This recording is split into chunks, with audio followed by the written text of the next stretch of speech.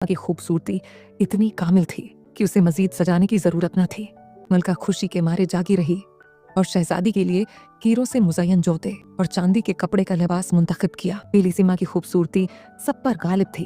बादशाह खुशी से झूम रहा था। एक बद सूरत बूढ़ी औरत खौफनाक अजगर के साथ नमूदार हुई। उसने खुद को सेहरा की परी बताया और शहजादी को याद दिलाया कि उसने पीले बोने से शादी का वादा किया था। सोने की कानों के बादशाह ने गुस्से से अपनी तलवार निकाली कि पीला बोना एक बिल्ली पर सवार नमूदार हुआ।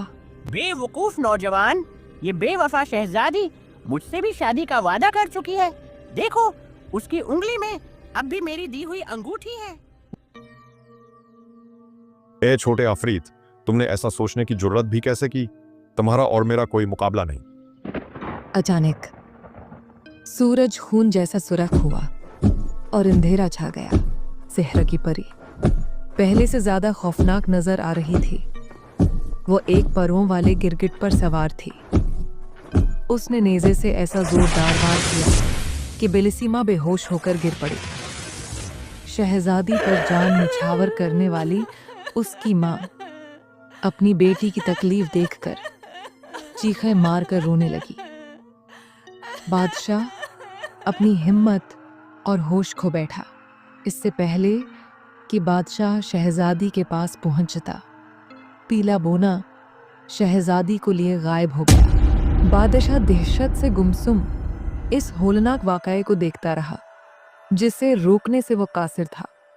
बीनाई चली गई, हर चीज अंधेरी हो गई। ये सेहरा की जालिम परी की कारस्तानी थी, जो आई तो पीले बोने की मदद करने थी, लेकिन बादशाह को देखकर उससे मोहब्बत कर बैठी।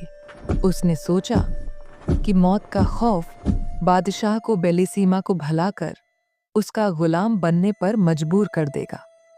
वो गार पहुंचे। बादशाह को उसकी बेनाई वापस दे दी गई, लेकिन जंजीरों में कैद। सेहरा की परी अपनी जादुई ताकत से एक नौजवान और खूबसूरत परी के रूप में उसके सामने आई। ये मैं क्या देख रही हूँ? क्या ये आप हैं अजीज बादशाह? आपको इस खौफनाक जगह पर कौन सी बदकिस्मती ले आई है?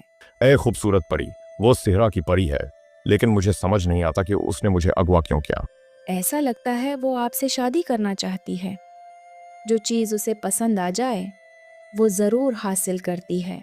बादशाह की नजर उसके पांव पर गई। उसके पांव नहीं, बल्कि पंजे थे। वो अपने चेहरे को जितना भी खूबसूरत बना ले, अपने पंजे नहीं बदल सकती थी। कुछ भी जाहिर किए बगैर बादशाह ने कहा,